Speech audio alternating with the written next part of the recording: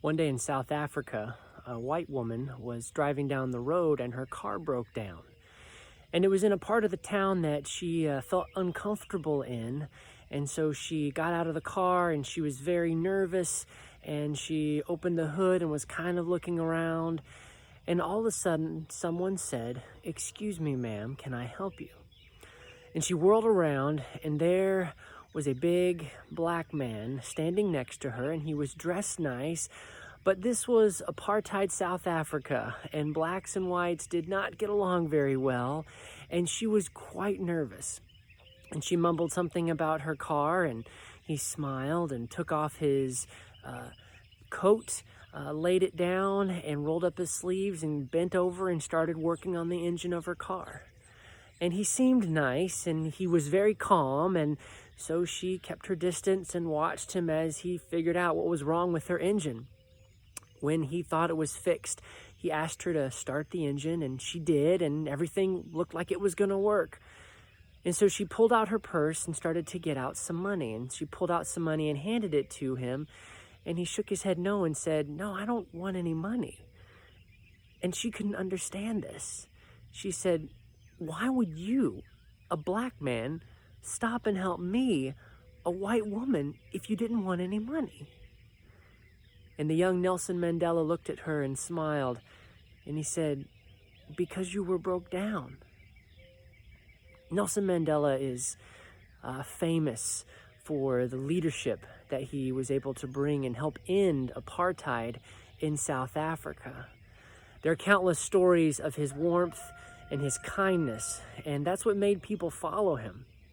There's a story of when he was traveling in China as the president of South Africa, and he went to this very, very fancy hotel. And in this hotel, the hotel staff did everything for you. In fact, it was almost considered an insult if you did anything for yourself. Well, Nelson Mandela made his bed every morning. It was a habit that started as a young man. He carried it into prison and even into the presidential palace in South Africa. Well, in China, in this very fancy hotel, his advisors and staff told him, "You cannot make your bed." All right, this would be like a diplomatic tragedy if you make your bed. And Nelson Mandela was a little disturbed about this, and he said, "Well, bring in the staff." And so they brought in the Chinese staff who were supposed to wait on him and clean his room. And he very carefully explained to them how it was important for him to make his own bed. And he did not want them to be offended, but he did not want them to be his servants, because he had come from a nation where a certain kind of people were always subservient to another kind of people. And now that he was in a position of power, he never wanted to do that to another group of people. And some of the witnesses who were there and saw this interaction said Nelson Mandela never cared what someone bigger than him thought, but he always cared about someone who was smaller than him thought. There are so many great stories of Nelson Mandela and his dedication to doing the right thing, his fearlessness in the face of racism and unfairness, and how he endured prison for years and finally was able to come out and lead his country into the path of freedom that he wanted. And we can take many lessons from the life of Nelson Mandela, the lesson of endurance, the lesson of courage in the face of oppression.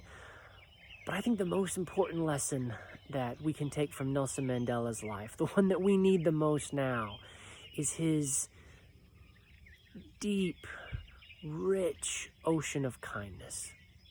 He treated everyone with polite kindness. And if we started doing that to the people in our lives, the people who look like us and the people who don't, the people who agree with us and the people who don't, then our world would definitely be a much better place. So today, instead of trying to take the streets and demand your rights, or instead of arguing and telling people that they're wrong, or complaining about people who are doing things you don't agree with, instead of getting passionate and divisive, be kind. Be kind to the people that you think are intelligent and good and worthy.